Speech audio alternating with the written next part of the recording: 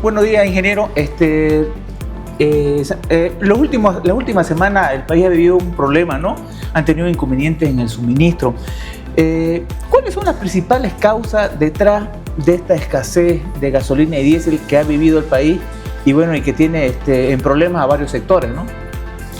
Bueno, evidentemente como país hemos tenido una convulsión social bastante complicada durante las últimas semanas, lo cual, mientras más combustible nosotros estemos importando, mayor cantidad de diésel específicamente, todos los puntos de importación que tenemos están funcionando, pero la cantidad y los volúmenes de diésel que importamos nos hacen que esta logística se complique cada vez que tenemos algún problema en cualquiera de los puntos de importación. Porque cualquier planta, vamos a llamarla de Arica, por ejemplo, que es nuestra, que hemos hecho un trabajo bastante grande en Arica desde hace 2 años que venimos trabajando. El tema climatológico, teníamos hasta 1 metro de marejada, ¿no? Para poder descargar los buques de combustible. Hoy hemos trabajado para lograr que nos suban a 1.5. Entonces, hoy tenemos mayores ventanas de descarga. El fin de semana hemos estado descargando combustible, hoy tenemos otra ventana, hoy o mañana comenzamos otra ventana y la próxima semana volvemos a tener una ventana. Antes no teníamos tantas ventanas, ¿por qué? Porque solamente teníamos la restricción de 1 metro de olaje para poder atracar. Ahora con 1.5 ya tenemos mayor capacidad. En la planta teníamos hasta 80 camiones para despachar por día. Ahora ya hemos logrado subir a 125 camiones, ¿no? Que es una de las plantas que tiene la mayor capacidad de despacho. ¿No? Entonces, en cada una de las plantas tenemos diferentes limitantes, no es de que el combustible entre el buque y el buque entero aparece en Bolivia al día siguiente. No funciona así. El buque tiene que descargar, tenemos que tener espacio en el tanque, en los tanques tenemos espacio de los tanques, tenemos que descargar las cisternas y las cisternas tienen que ingresar al país, ¿no? Entonces, es toda una logística que se necesita, que estuvieron los diferentes medios de comunicación, vieron el tamaño de los buques, es una logística compleja. Entonces, cuando existe algún problema logístico, como un bloqueo, lo que pasó en Arica, tuvimos 3-4 días que estuvo bloqueado Arica, que no podían ingresar los camiones, teníamos el combustible descargado, no podían ingresar los camiones. Los aditivos que ponemos a los diferentes combustibles para que puedan estar, que no podían cruzar de Santa Cruz a La Paz, de La Paz a Santa Cruz, no podíamos cruzar, nos generó esos problemas. Los primeros días de bloqueo evidentemente no íbamos a tener el problema, ¿por qué? Porque lo que está en los tanques lo vamos despachando y van yendo hacia las estaciones de servicio, pero lo que está llegando de importación llegaba de algunos puntos, de otros puntos no llegaba, por ejemplo de Argentina, en vez de entrar por el camino normal que es Yacuiba, comenzamos a entrar por Villazón para poder llegar hasta el occidente del país, ¿no? Entonces todo esto nos fue generando problemas que nos fue retrasando y obviamente llega un punto en el que colapsa. Y el momento que colapsa y es difícil levantar las filas. Por ejemplo, desde el día sábado nosotros estamos hoy a miércoles, hemos comenzado a despachar combustible, gasolina especialmente en mayores volúmenes. Gasolina hemos despachado mayores volúmenes de lo que está programado para poder reducir las filas. Hemos logrado reducir en algo las filas, pero seguimos teniendo filas, ¿no? Y esperamos que hasta el fin de semana ya podamos terminar de reducir las filas, pero nos ha tomado ¿cuánto? 7-10 días de despachos superiores poder reducir esas filas, a pesar que la gasolina se llegó a despachar en el peor momento un 85%, ¿no? En el diésel hemos llegado a despachar 60%, ¿no? O sea, un poco más de la mitad, pero una reducción mucho más fuerte que de la gasolina. Sin embargo, las filas de autos también están y nos cuesta varios días poder levantar esta situación una vez que ya podemos ingresar el producto, ¿no? Entonces, esa es una situación real. Mientras más grandes sean los volúmenes, cualquier falla logística nos genera problemas ya para el abastecimiento. O sea, creo que el hecho de manejar tanta cantidad de combustible dificulta la logística, ¿básicamente es eso? Evidentemente, cada planta nos puede despachar una cantidad limitada de combustible. Entonces, de Paraguay podemos ingresar una cantidad de combustible, de Argentina otra cantidad de combustible, de Perú lo mismo, de Chile lo mismo. Entonces, entre todos los puntos de importación nos suma el consumo que tenemos nacional. No es de que yo puedo desde Paraguay suministrar a toda Bolivia. No se puede. O yo desde Chile quiero suministrar a toda Bolivia, tampoco se puede. Necesitamos de todos los puntos de importación funcionando para que se pueda abastecer de manera correcta el Ingeniero, país. Una de las observaciones que hacían, ¿no?, algunos los expertos y también algunos sectores, es que, por ejemplo, en la zona oriental, si el combustible viene de Paraguay, de Argentina, ¿por qué demoró tanto, ¿no?, en abastecerse a la región? ¿O había otros productos aditivos que tenían que importar ustedes del lado occidental de Arica? ¿Qué ha pasado ahí? Nosotros, el punto más barato de importación que tenemos y donde priorizamos el uso de recursos, siempre va a ser Arica. ¿Por qué? Porque en Arica, cuando tenemos un buque, el buque llega y el buque va a tener por lo menos 100, $150 más barato el metro cúbico que, por ejemplo, Paraguay o Argentina, ¿no? Entonces, cuando llega buque, nosotros usamos esos recursos para pagar el buque y descargar el buque, ¿no? Y no ingresamos producto desde otros puntos de importación. Entonces, en ese momento nosotros priorizamos la importación por buque, ¿no? Porque teníamos buque, teníamos ventana. Pagamos los buques y nos trancó el bloqueo. Seguíamos ingresando combustible de Paraguay, Argentina, pero hemos priorizado el ingreso por Occidente. Entonces, evidentemente, el combustible que tenía que llegar de Occidente tenía que llegar hasta Santa Cruz, no llegaba por el bloqueo, y Santa Cruz tampoco es de que despachábamos cero. Eso es importante mencionar. O sea, la gente cree que no se despacha. Si no se despachara, sería imposible, o sea, no habría forma. O sea, cualquier persona que esté en la estación de servicio puede ser que esté, como dicen, 10 horas haciendo cola, pero después de las 10 horas cargue el combustible.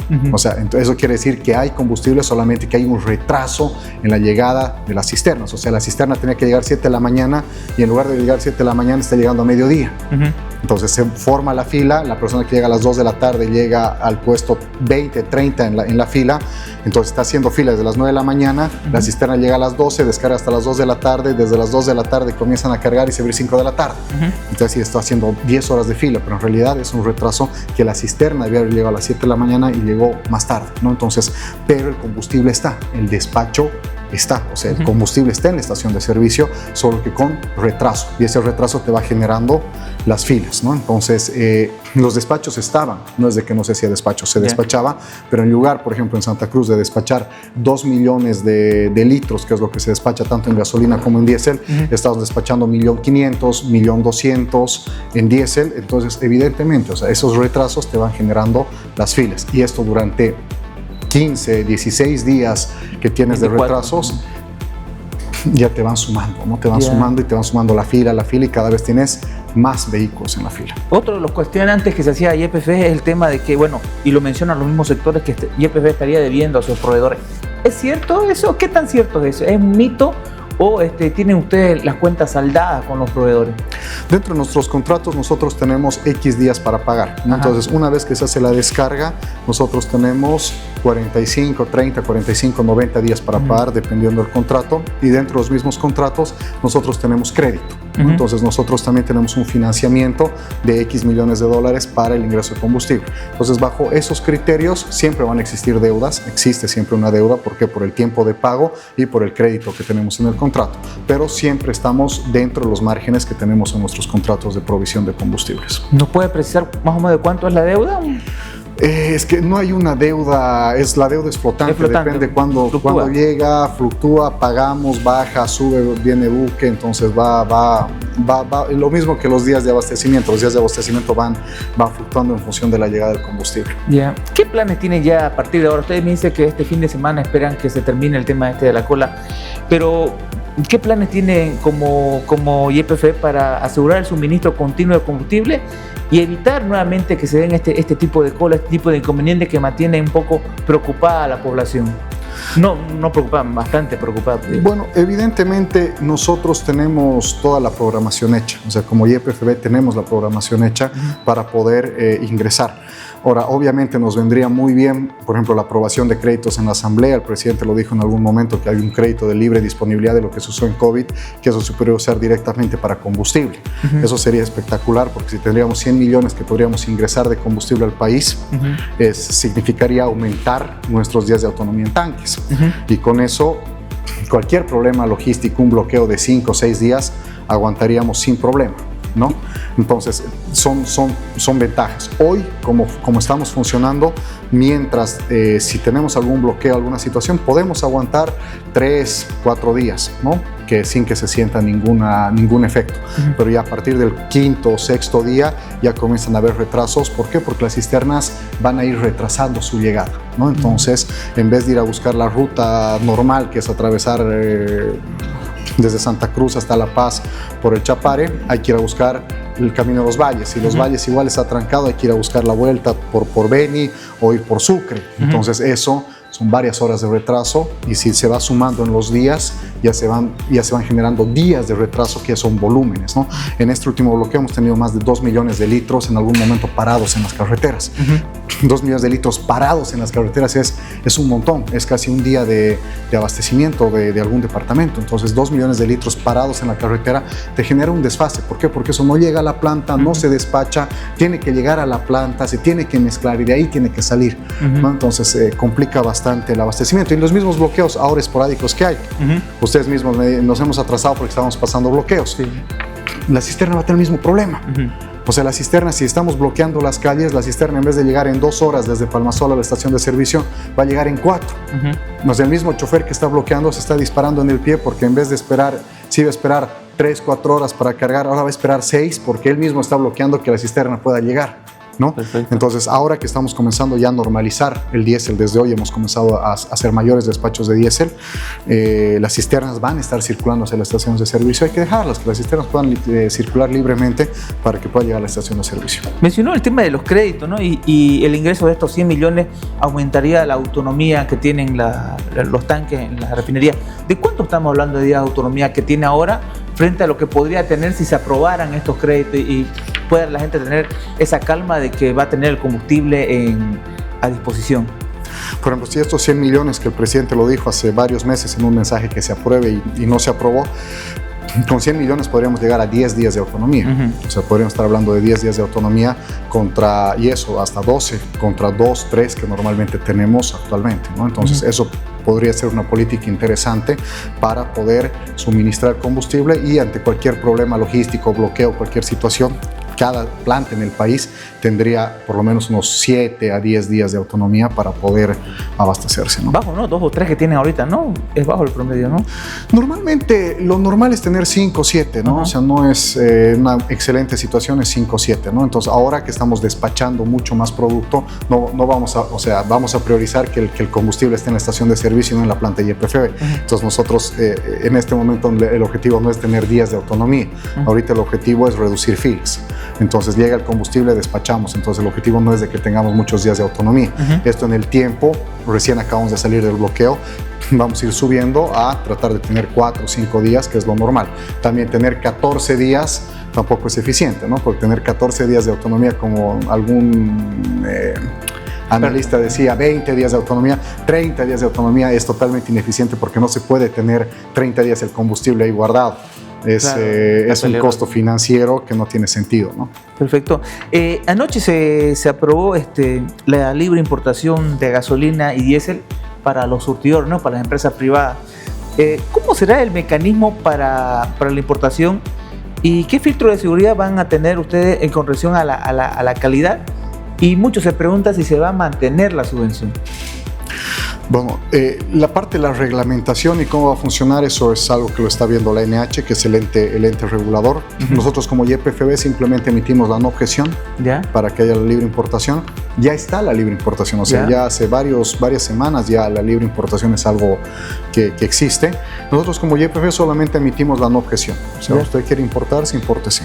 Para YPFB es algo bueno. ¿Por qué? Porque me reduces a mí la logística. O sea, lo que nosotros estamos, justamente el problema que tenemos es de que estamos maximizando todos los puntos de importación por los grandes volúmenes que tenemos que importar, ¿no? Entonces, si tenemos privados que importan, obviamente esto nos beneficia. ¿Por qué? Porque ya un problema logístico deja de ser algo tan complejo. ¿Por qué? Porque ya tienes varios proveedores. Una mochila se va sacando un poco la mochila. Se aliviana la mochila totalmente, ¿no? El tema es que lo hagan. Porque a mí lo que me preocupa es de que se lo utiliza políticamente. Venimos, hacemos un galonazo. O sea, si Asosur quiere importar combustible, acá tiene la opción de hacerlo, Asosur. Sin embargo, si es algún privado productor, esto ya lo podía haber hecho hace semanas, meses atrás, ya podía haberlo hecho y no lo hizo. Fueron algunas empresas que ya han importado combustible, o sea, esa es la prueba de que se puede. El tema es de que hoy todavía el productor sigue prefiriendo el diésel que lo tiene YPFB. Y como YPFB tenemos opciones, porque no es solamente el diésel 372 el subvencionado. Hoy para el sector productivo tenemos un diésel que está disponible en nuestras plantas, que es el ULS o el biodiesel, que está a 688. para el sector productivo está disponible, es la solicitud, ir, firmar contrato y se le despacha el ULS. Y el ULS lo tenemos en tanques, tenemos la capacidad de despacho del ULS. El día de ayer ya salió también el ULS para que pueda ir a estaciones de servicio. Entonces tenemos ya esa segunda opción y tenemos una tercera opción también para el productor. Que le va a salir más económico que importarse, que hemos creado nuestra trader ya hace más de 1 año y medio, 2, que tenemos Bot Trading, que es la trader de YPFB, para poder también importarnos nosotros el combustible más barato, hacer toda la logística de importación, y nosotros podemos poner el combustible puesto en Sencata o puesto en Palmasola, puesto en planta a $1 el litro. ¿No? Entonces ahí también hay esa otra opción. Entonces hay 3 opciones, ¿no? El diésel a 3.72, el diésel a 6.88 y el diésel a $1 el litro. Esas 3 opciones la tiene YPFB, y aparte obviamente está la libre importación. El que quiere importarse su diésel, hoy ya está abierto hace mucho tiempo. Hoy, si una estación de servicio quiere importar su diésel y vender un diésel importado por ellos, lo va a poder hacer. Muchos han calificado esta política, ¿no?, de tener ya una variedad de productos a precios diferenciados como un gasolinazo camuflado, un diéselazo camuflado, ¿no? Y cuestionaban de por qué no se mantiene el subsidio justamente a los productores, ¿no? Y se cobra ya el precio normal internacional a otros sectores, ¿no? Pero que se debería apoyar al sector productivo y no aplicarle, como entre comillas, gasolinazo o diéselazo camuflado. ¿Qué opinas sobre eso?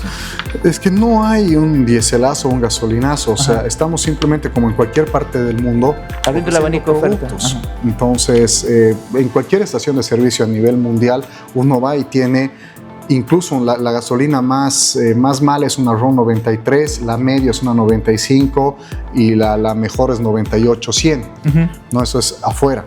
Nosotros tenemos una de 86, que es la especial, que es una gasolina de bajo octanaje. Tenemos la Premium, que es 95, y la Ultra, que es 100. Entonces estamos dando un abanico. Obviamente esta 86 no deberíamos tenerla, pero como es una gasolina subvencionada, sigue estando ahí, va a seguir estando ahí, porque es la gasolina subvencionada y es la que el mercado hoy más compra.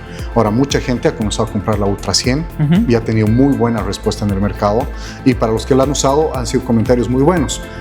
O sea, hemos tenido muy buenos comentarios de esa gasolina, incluso dura más, tiene mayor rendimiento, se siente mejor en el motor, te cuida el vehículo, le da más vida útil. El que quiera hacerlo lo tiene ahí el producto. El que no quiera puede seguir comprando, y la que está ahora en el mercado es la especial, ¿no? Entonces no hay un gasolinazo, solamente darle mayor opciones a todos, y el que tiene un vehículo de nuevo o de alta gama, que quiere cuidar su vehículo y tiene la posibilidad económica, lo puede hacer. El que no quiere y porque no tiene los recursos económicos, o como siempre lo he dicho, porque es tacaño y dice prefiero gastar menos, está ahí la especial también, ¿no? Entonces se mantiene la subvención.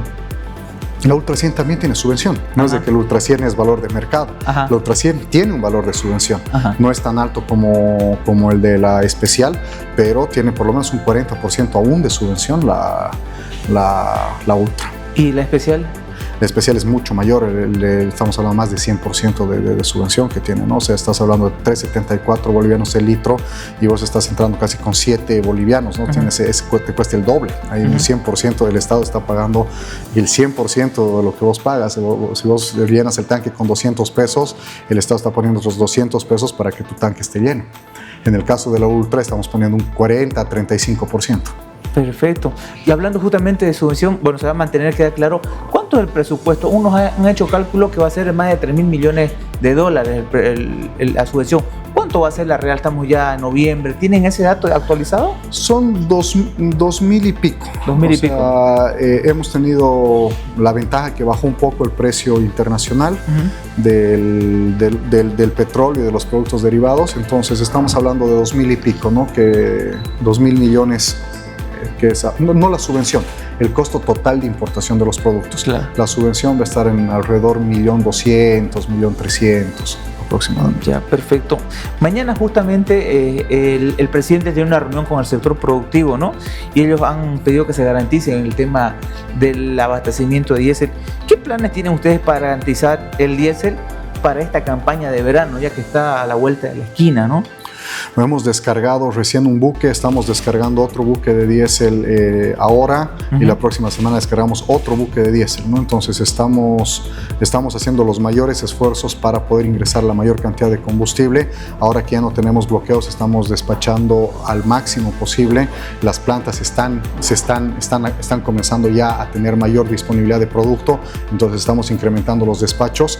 Así que bueno, esperamos que hasta diciembre vamos a poder incrementar bastante los despachos, y ahora hasta fin de mes es tratar de ponernos al día con lo que no hemos despachado en los días pasados, ¿no? Pero eso se garantiza entonces Sí, ¿Van a participar ustedes de esa reunión con el sector? Vamos a participar y sí, estamos garantizando, estamos trabajando en que esto pueda llevarse adelante. Habló sobre el tema de precios internacionales. ¿Cómo ha afectado esto al presupuesto que tiene YPFB para la importación? Mucho. El año 2022 ha sido el año del mayor golpe, porque estalla la guerra entre Rusia y Ucrania, y los premios o sea, ¿cómo se divide el precio? El precio se divide entre el precio internacional más un premio. Este premio incluye la logística, los costos de flete, en el caso, por ejemplo, del puerto de Arija, las demoras, porque llega el buque, puede estar hasta 2 semanas en espera por un tema climático. Entonces, todo esto se incluye en el premio.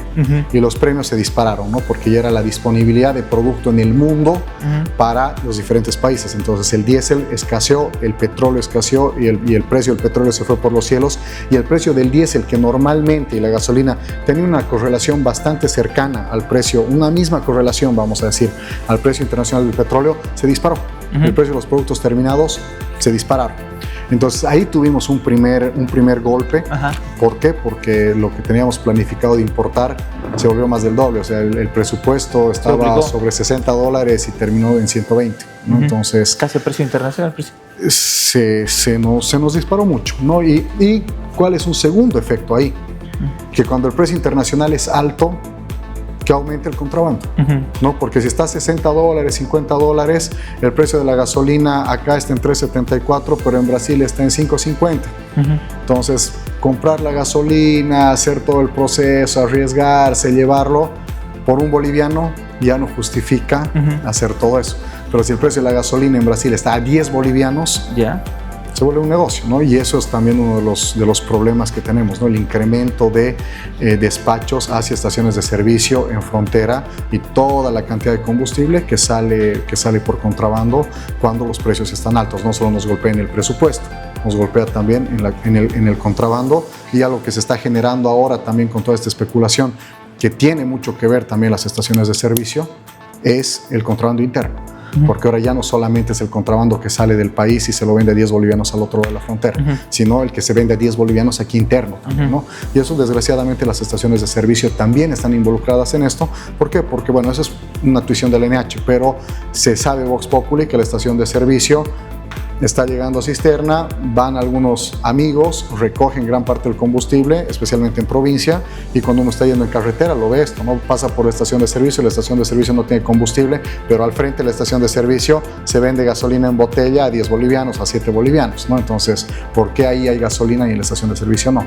Entonces, ¿ya han detectado empresas así? Se detecta bastante, ¿no? Y se va decomisando todo eso, ¿no? Por eso es un trabajo que realiza la NH, ¿no? Como YPFB, pero eso es algo que lo vemos en la carretera. Cualquiera que viajó al Beni, que viaja a la Chiquitanía, hacia Camiri, hacia donde vayamos, siempre vamos a ver el combustible que se vende en botellas, y muchas veces la estación de servicio con cono sin combustible, pero 2, 3 casetas al frente que tienen todo el combustible que uno pueda querer, pero a 5 o 7 bolivianos, ¿no? Tomando en cuenta el tema del incremento del precio internacional y los problemas que tuvieron con el tema del presupuesto, ¿tiene la musculatura todavía YPFB para solventar el tema de la importación, o cómo se están financiando a través de sus propios recursos o préstamos internos del Banco Central? Es que hay que entender, YPFB no es el que paga, ¿no? Entonces, es lo que todo el mundo siempre piensa, que YPFB es el que paga. YPFB no paga. YPFB, nosotros hacemos la solicitud de pago. Nosotros recibimos el dinero en bolivianos, nuestro dinero lo recibimos en bolivianos, y por la importación de combustible, la diferencia de la subvención, recibimos NOCRES. Entonces, estas NOCRES y estos bolivianos, nosotros le solicitamos al Ministerio de Economía que nos den la liquidez, y el Banco Central es el encargado de pagar con divisas a los proveedores internacionales, ¿no? Entonces no paga YPFB al proveedor internacional, lo hace el Banco Central. Nosotros hacemos la solicitud y nosotros tenemos, ya sea en ocres, ya sea en bolivianos o ya sea como sea, el recurso para hacer el pago. Pero el circuito es ese, ¿no? O sea, va a través del Ministerio de Economía al Banco Central y el Banco Central es el responsable de hacer el pago. ¿Incluso los dólares por exportación? Los dólares por exportación igual no nos llegan a nosotros dólares. Nosotros, las cuentas de exportación llegan a cuentas del Banco Central y el Banco Central nos liquida a nosotros en nuestra cuenta Héroes del Chaco en bolivianos. O sea, YPFB no maneja dólares. YPFB maneja bolivianos, nocres y los dólares los maneja el Banco Central. Perfecto. Bueno, ya quedó claro un poco ¿no? el tema de la escasez que ha habido, ¿no? ¿Cómo se encuentra actualmente la producción interna así de combustible, la refinería? ¿Y hay la posibilidad de que se incremente? Porque creo que estaba muy por debajo de su capacidad, ¿no? Trabajando las dos refinerías, tanto la de Palmasola como la de Cochabamba, ¿no? Correcto, las refinerías ya hace muchos años que no vienen trabajando a su máxima capacidad, más bien en la producción de crudo. Hay que entender, es más fácil reactivar la producción de petróleo que reactivar la producción de gas. ¿Por qué? Porque el petróleo uno lo puede terminar produciendo hasta en cisternas. El gas natural necesitas una infraestructura de tratamiento más el ducto, sí o sí, porque el gas no lo podemos transportar en globos, ¿no? O sea, necesitamos transportarlo sí o sí por ducto. Entonces, en el caso del petróleo, hace muchísimos años, el 2006, Evo Morales recibe con más de 10,000 barriles por día de producción de petróleo, lo deja con 2,000 barriles por día de petróleo y hemos logrado revertir. Hoy día ya estamos sobre los 3,000, 3,500 y al año vamos a llegar a los 4,000, 4,500 barriles por día de producción de petróleo, ¿no? O sea, propia y como YPFB. Es importante porque siempre la producción estuvo en manos de privados. Hoy la producción de petróleo, el 80% de la producción de petróleo está en manos nuestras de YPFB y estamos reactivando esta producción de petróleo y ya hemos dado ese punto de inflexión en la curva de que venía caída y ahora hemos logrado remontar y subir la producción de petróleo. Entonces el objetivo es, o sea, disminuir la importación de combustibles, por lo menos que el crecimiento de la producción acompañe el crecimiento de la demanda, ¿no? De la cantidad de camiones, vehículos que va aumentando, industria, que vaya acompañando por lo menos el crecimiento de la producción con eso para que por lo menos mantengamos la cantidad de importación y no sea como viene desde el año 2013, 12, cada vez incrementándose. El 2000, no me acuerdo bien, pero el 2012 se importaba el 20% ya del diésel. Pero se llegó casi a una autonomía en gasolina y en diésel todavía había un poquito, ¿no? Hacia el año 2010 más o menos había había la autonomía de gasolina, duró más tiempo, pero del diésel ya el 2012 ya veías venir la situación actual. Hacia el año 2017, que se tenían buenos recursos económicos, ya estabas importando casi el 50% del diésel. Ahí uno ya debió haber pensado, pensado en construir puertos propios, porque si tendríamos, como el puerto de Arica, unos dos más, uno en Paraguay, otro en Perú, las condiciones de importación serían mucho más sencillas, ¿no? Hoy ya tenemos en Mollendo, en Perú, nuestro propio tancaje, son 100,000 barriles, donde ya los tenemos, donde ya puede llegar un buque y descargar en Mollendo. Pero si esto lo hubiéramos hecho en Hilo, por ejemplo, que había en su momento las oportunidades, hubiéramos visualizado esta situación, hubiera sido mucho más amigable hoy poder importar el combustible. ¿Por qué? Porque estoy creciendo. Hoy día importamos el 85% de un volumen mucho mayor del que se importaba el año 2015, por ejemplo, o el año 2017. Entonces el volumen es mucho más grande, la producción ha disminuido, entonces es una bola de nieve. Entonces, la producción interna hoy de petróleo estamos aumentando, estamos mejorando. La producción de gas la vamos a revertir de igual manera. Lo de Mayaya es un hito importantísimo que le va a dar a Bolivia seguramente en unos 5 o 7 años otra segunda era gasífera y de hidrocarburos al país, porque es, creo, el hito más importante que yo puedo decir en mi gestión, digamos, como YPFB, el descubrimiento de Mayaya, que nos va a dar una segunda etapa y que obviamente también tiene producción de líquidos, condensado, pero tiene una producción de líquidos asociada. Justamente le iba a preguntar ya sobre el tema ya del gas, ¿no? ¿Cuál es el estado de la reserva de gas natural en Bolivia? Y ya se tiene contemplado la realización de un estudio sobre una cuantificación sobre la misma. El 2022 ya tenemos los resultados, tenemos que hacerlos públicos, todavía no lo hemos hecho. 2022-2023 hemos certificado también algo nuevo a raíz de que hemos visto, porque hay una incongruencia entre los certificados 2017-2018. 2013, certificado 2013, certificado 2017, 2018, hay una incongruencia ahí, y entre el certificado 2017 y 2018 hay una incongruencia con lo que hemos certificado el 2022, ¿no? Entonces estamos, para poder dar la información correcta, porque a la población hay que darle la información clara, no decirle tenemos X TCFs y que después eso sea un tema de alarma solamente, sino hay que ver qué ha pasado. Y también hemos hecho algo muy importante que nunca se había hecho: certificar recursos, ¿no? O sea, cuánto tenemos de recurso de gas natural para trabajar. ¿No? Entonces, toda esta información la vamos a dar seguramente hasta fin de año. Ahorita estamos con el tema del abastecimiento de combustibles, lo vamos a hacer. Pero para que existan mayor volúmenes de reservas, ¿qué es lo que hay que hacer? Explorar. No hay otro camino. Es perforando pozos, no con MOUs, no con convenios de inversión, sino perforando pozos. Y como YPFB hoy estamos perforando pozos, estamos con más de 7 pozos ahorita en actividad como YPFB, algo inédito porque hace más de 20 años, 30 tal vez, no se veía un YPFB tan activo en la exploración. Entonces YPFB está explorando y, como decía uno de mis geólogos y argentino, desde hace 100 años en Bermejo, la Standard Oil encontraba el subandino sur, descubría gas en el subandino sur en Bolivia. 100 años después, YPFB en Mayay está descubriendo el subandino norte, lo cual para nosotros es lo más importante que hemos hecho en esta gestión y que seguramente le va a dar a la administración que continúe YPFB una holgura para poder desarrollar todos estos proyectos que tenemos en el norte del país. Habló de unas irregularidades en las certificaciones de 2016-17, ¿no? Me corrige. ¿Qué tipo de anormalidades han detectado? ¿Errores en los cálculos? ¿Se sobredimensionó la reserva en ese momento? ¿O qué anormalidades ustedes han podido detectar en ese estudio que han hecho y por qué están demorando la publicación? Justamente estamos buscando todos esos errores de cálculo en toda la certificación. Tenemos ya todo, ya sabemos qué ha pasado. Hubieron algunas agregaciones de volúmenes que no se deberían agregar, o sea, que no es parte de una reserva aprobada. Y son volúmenes que se han incrementado, ¿no? Se incrementaron volúmenes a una ¿probables, posibles y futuras, algo así? Todos. O sea, hay 3, ¿no? La P1, P2, P3, que es de acuerdo a la probabilidad de ocurrencia de la recuperación del recurso. La reserva probada, que es la P1, es 90% de certidumbre de que existe ese recurso. ¿No? Entonces no se pueden hacer agregaciones probabilísticas para incrementar el volumen, que eso es lo que se hizo, ¿no?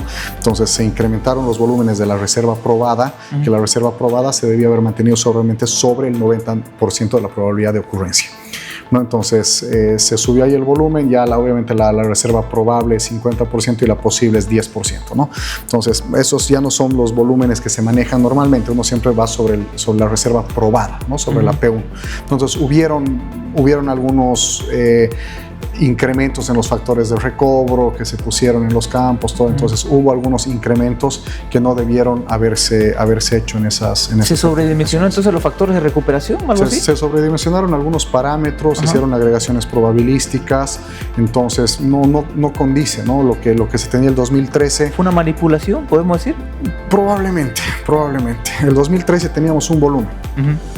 La cantidad de exploración y descubrimientos que hubieron entre el 2013 al 2017 y el consumo de reservas que hubo entre el 2013 y el 2017 no cuadra. Claro, o sea, alteraron el factor de recuperación, porque había un factor de recuperación de un TCF por año, creo que era, ¿no? Que se manejaba. El consumo que se tenía hacia el 2016 era un TCF por año. Obviamente hoy no podemos hablar de un TCF por año, es mucho menos. Entonces ese TCF por año se tenía que haber repuesto, que ese es otro de los índices que vamos a sacar cuando saquemos toda esta información, que son los índices de recobro, de recuperación de reservas. ¿Ya? ¿Qué quiere decir este factor de recuperación de reservas? Si es igual a 1, quiere decir que yo gasté lo mismo que descubrí. O sea, nada. No, es que está bien, es un buen factor. O sea, he gastado un TCF y he repuesto un TCF. El 1 es un buen factor. Si yo tengo más de 1, es excelente. Me he gastado un TCF, he encontrado 1.2, encontré 1.3 TCFs.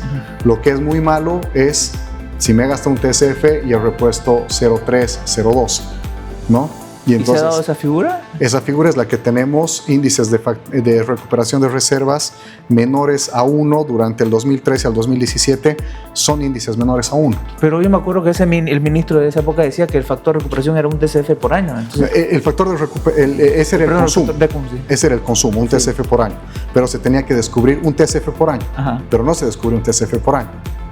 Entonces, no se descubría un TCF engañaron, por año. Entonces. Se descubría mucho menos de un TCF por año.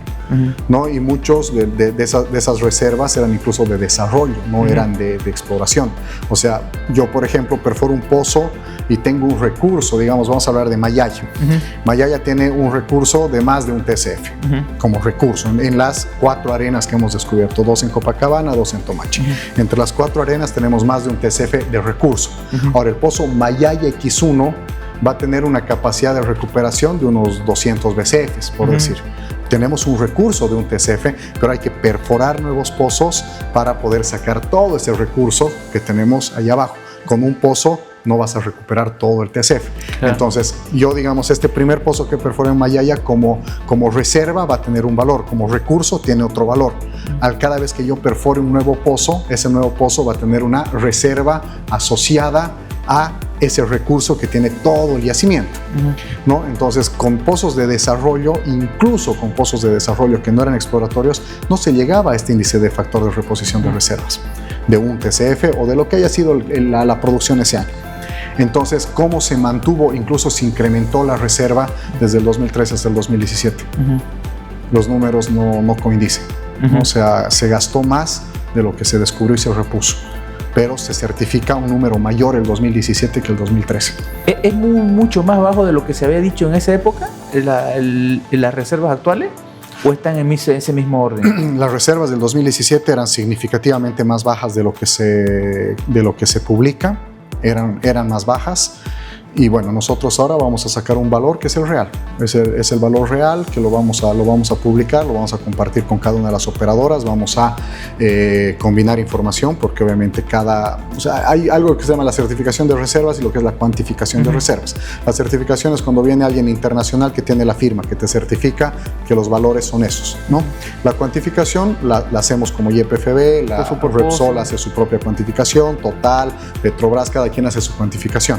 Pero es lo mismo, solo que la certificación es con alguien internacional que viene y te firma. Entonces vamos a juntar cuantificaciones con la certificación para que todos estemos sobre la misma lógica y obviamente el valor que salga se lo va a decir y también se va a decir cuál es la certificación de recursos que tenemos para que no digan se acabó el gas, porque el gas no se acabó, el gas está y solamente en el Subandino Sur, que es la cuenca tradicional, que es donde ya tenemos los hidrocarburos, tenemos un potencial bastante alto todavía para seguir explorando. Que lo habían anunciado. ¿Qué tan grado de certeza hay de que estos proyectos sean exitosos? Bueno, cualquier proyecto de exploración tiene un 20% de probabilidad de éxito. Eso es lo que normalmente un proyecto de exploración con lo que entra. Ahora, para nosotros lo de Mayaya es espectacular, porque Mayaya era un pozo de investigación estratigráfica. Evidentemente es muy interesante porque la sísmica en el Subandino Sur, que es lo tradicional que tenemos, es muy difícil de poder hacer la interpretación de la sísmica en el Subandino Sur. Sin embargo, Mayaya, que es el Subandino Norte, es como que es un sinclinal y debajo del sinclinal están las estructuras. Entonces se ve con bastante claridad la sísmica. Entonces hicimos el proyecto con alrededor de 5 a 7 líneas sísmicas, porque no hay mucha información en el norte, no es como en el sur que tenemos 3D, tenemos 2D, tenemos regionales, tenemos entonces una gran cantidad de información en el sur. Pero en el norte no tanto, hay pocas líneas. Con 7 líneas aproximadamente se veía bastante claro el proyecto. E hicimos el diseño del pozo, que era de investigación estratigráfica, de poder ir a ver qué es lo que hay allá abajo, pero siguiendo una estructura, ¿no? O sea, no vas a hacer solamente la perforación sin ir, ¿no? Entonces fuimos a una estructura, perforamos la estructura, y ya a los 4.000 metros comenzamos a tener descontrol en el pozo, lo cual quiere decir de que hay hidrocarburo, hay presión. Te entraste a una zona de alta presión donde tuviste influjos de gas, quemaste hidrocarburo, tuviste detecciones de gas, perfecto, se controló con lodo. Evidentemente ese control de lodo genera daños en el reservorio porque es algo que es un momento que no estás esperando, estás perforando un pozo exploratorio en un área totalmente nueva. Controlamos el pozo, entubamos, seguimos perforando y era interesante porque llegamos a encontrar 6 niveles, 6 arenas productivas, ¿no? 6 arenas que mostraban potencial, que es muy bueno porque en el subandino sur estamos hablando de que no en todos los pozos encuentras doble nivel, el nivel superior y el nivel inferior. Normalmente o produces del Huamampampa o produces del pérmico, el carbonífero, ¿no? No tienes los dos. Acá en Mayaya hemos encontrado ambos. Hemos encontrado en el pérmico la formación Copacabana y en el devónico la formación Tomachi. 3 arenas en Tomachi, 3 arenas en la parte de arriba, de las cuales 4 fueron productivas, ¿no? Entonces es un logro importantísimo porque ahora tenemos 5 estructuras aledañas. O sea, tenemos Suapi, que es el próximo exploratorio que vamos a perforar, el Mayaya 2 y el Mayaya 3, y con eso ya vamos a hacer la entrega temprana de gas con esos 4 pozos, y obviamente la probabilidad ya de éxito, por ejemplo en el caso de Suapi, es más del 50%. ¿Por qué? Porque estamos hablando de que el sistema petrolero ya está probado. O sea, probaste que existe roca madre, que existe migración, que existe cocina, que existe roca reservorio, que existe sello y que existe el reservorio como tal. Entonces ya estamos hablando de que la probabilidad de éxito de toda el área Liquimuni, que se llama donde está Mayaya, tiene una probabilidad de éxito ya mucho más alta. ¿Por qué? Porque ya has probado uno que dio positivo, ¿no? ¿Y esto cuánto podría ampliar la reserva, tanto de gas, porque también creo que están enfocados en petróleo? Estábamos esperando petróleo en la parte Copacabana, pero fue gas, no fue petróleo. Esperábamos que estaba al margen, ¿no? Cómo se genera el gas, cómo se genera el petróleo. La roca madre, todos los sedimentos orgánicos, en función de la profundidad, la temperatura y la presión, se genera gas o genera petróleo. Entonces, mientras más arriba, más somera esté la roca madre, va a generar petróleo porque va a tener menos presión, menos temperatura. Mientras más presión, más temperatura tenga la roca madre, va a generar gas. Entonces, estamos esperando que tal vez la parte superior de Copacabana pudiera haber tenido una generación de petróleo, ¿no? Porque hay muchos oil seeps, se llaman, ¿no? Los afloramientos, donde me acuerdo cuando en la época no eran gobernadores, eran prefectos. Había un prefecto que salía con la botella de petróleo en La Paz, ¿no? Y decía, hay petróleo en el norte de La Paz. Entonces hay esos afloramientos de petróleo. Entonces nosotros esperábamos que la formación superior de Copacabana nos dé petróleo. Sin embargo, creemos que más hacia el este, porque ya estamos comenzando igual exploración en el Beni, hubo la perforación de un pozo Eva, que se llamaba, que tuvo una producción de 300 barriles por día. Entonces estamos yendo a explorar y a reactivar o sea, hay que generar una cantidad de proyectos para ver cómo van a ser las facilidades y salir del área, ¿no? O sea, hay que armar los ductos, toda la facilidad, y hay que ver todo el potencial que vamos a tener en el área. Entonces ya estamos yendo a hacer la exploración en esa área, donde creemos que al ser más somera ya hemos tenido un sistema petrolero de petróleo, de líquidos. Pero en lo que es Mayaya es gas. O sea, tenemos los niveles superiores e inferiores con gas, y estimamos que en alrededor de 2 años podamos estar haciendo esta entrega temprana de gas, que son 50 millones de pies cúbicos día, ya para que puedan ingresar al sistema, ¿no? Casi lo que se le daba a Brasil, ¿no? Y a Argentina juntos. No, estos pies cúbicos, el otro son metros cúbicos. En metros cúbicos estamos hablando de 2 millones de metros cúbicos más o menos, que podrían ingresar solamente de 4 pozos, de los primeros 4 pozos de Mayaya. El potencial que tenemos es de un desarrollo de 14 pozos y pensar llegar a 300 millones de pies cúbicos día, que ya son alrededor de 8 millones de metros cúbicos, solamente en esta área Liquimuni, que es donde hemos perforado Mayaya y donde estamos viendo los 14 pozos a perforar. Perfecto. Y aparte de Mayaya, otro proyecto que esté concreto. Hoy estamos perforando ya Yapucaiti e Ñau, que son 2 proyectos que están en el departamento de Chuquisaca, que tienen una proyección de alrededor de 1.2, 1.5 TCFs cada uno, que ya son proyectos grandes. Hemos perforado los pozos en el Boomerang, Yarará, Yope, que esos son proyectos petroleros, son más pequeños, estamos hablando de una producción de 200, 300 barriles por día, son pequeños, son petroleros, pero eran fáciles de hacer, por eso ya están hechos, perforados y en producción. ¿Por qué? Porque son pozos a 2.500, 3.000 metros, con una arena fácil de perforar, que en 3-4 meses ya está perforado el pozo. No, en el caso ya de Iñau, de Yapucaiti, estamos hablando de que son proyectos que toman una perforación de más de 12 meses, o sea, estamos yendo al Huamampampa, que es la arena productiva tradicional de Bolivia, donde están las ballenas, vamos a decir, los grandes reservorios. Iñau y Apucay están yendo ahí.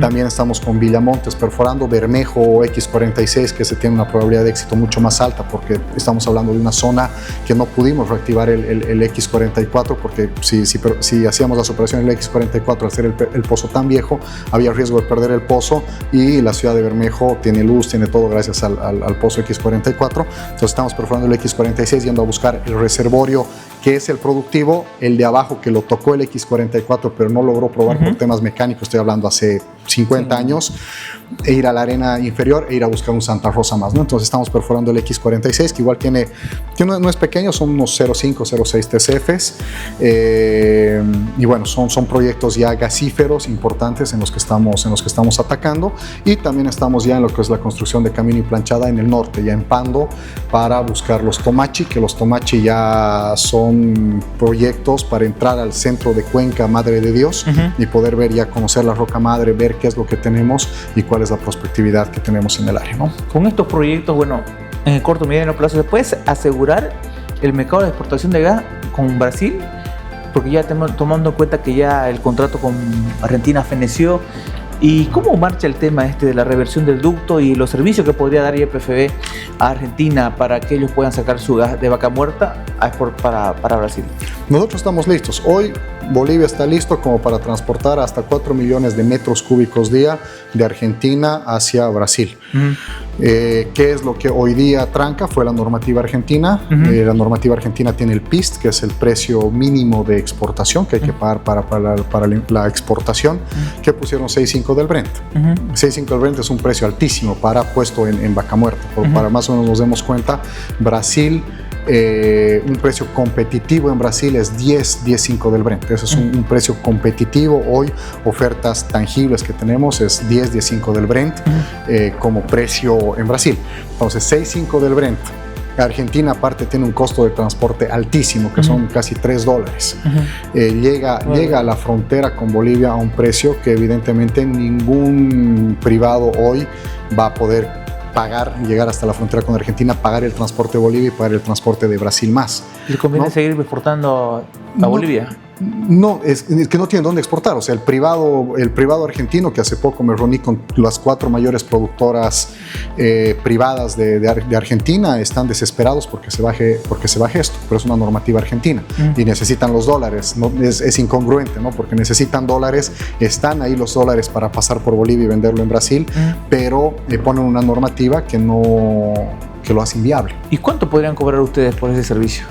Nosotros estamos viendo una escala de precios dependiendo si se quiere pasar por día, si se quiere pasar por mes o si se quiere hacer ya un take or pay por varios años. Evidentemente son diferentes de escala de precios. Si solamente quiero pasar por un día, el precio es más alto. Si quiero contratar el servicio por un mes, una tarifa diferenciada, y si quiero pasar un take or pay y hacer un contrato por 5 años, evidentemente te voy a dar una tarifa más amigable, ¿no? Y el tema ya de las exportaciones nacionales, ¿la curva es que tienden a disminuir o cómo podríamos revertir esta tendencia negativa que se ha visto en los últimos 5 años, ¿no? Dramática, ya diríamos, ¿no? Y más de 5 años, yo creo que desde el 2016 que viene ya en caída. Evidentemente hay informes, alguna vez creo que lo hablamos con vos, hay informes de una consultora francesa que el 2014-15 te decía: quieres seguir manteniendo tu nivel de producción y reservas, se necesita perforar 8 pozos exploratorios por año.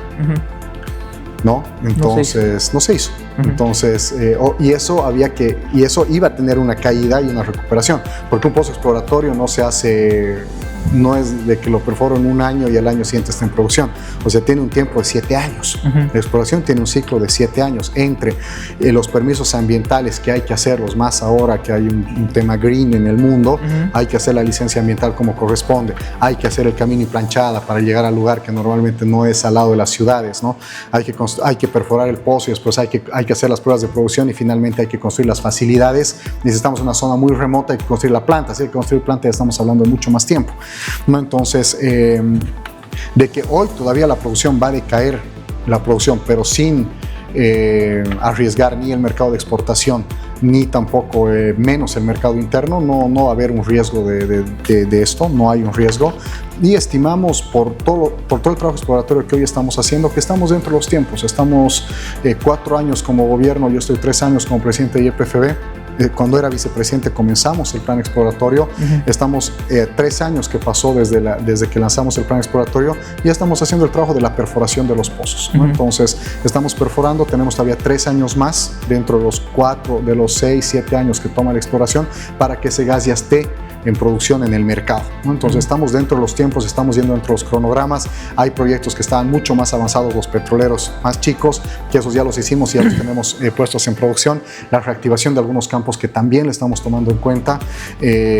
Nuevas fronteras exploratorias, que eso es muy importante, tener nuevas fronteras exploratorias. Hoy tenemos nuevas fronteras exploratorias hacia el norte del departamento de Santa Cruz y hacia el norte del país, ¿no? Pando, Beni, La Paz.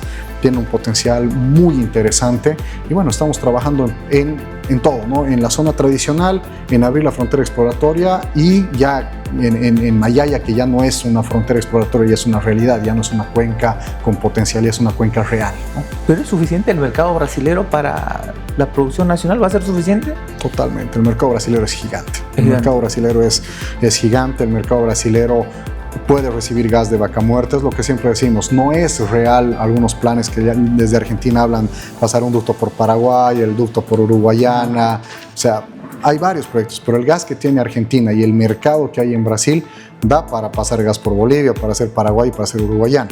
Ahora, ¿quién va a poner plata para construir un ducto desde Argentina, pasando Paraguay, llegar a Brasil, para llegar al nodo donde llega Presal y llega el GNL? Es difícil, ¿no? El gas boliviano tiene una ventaja, o sea, tenemos un mercado cautivo.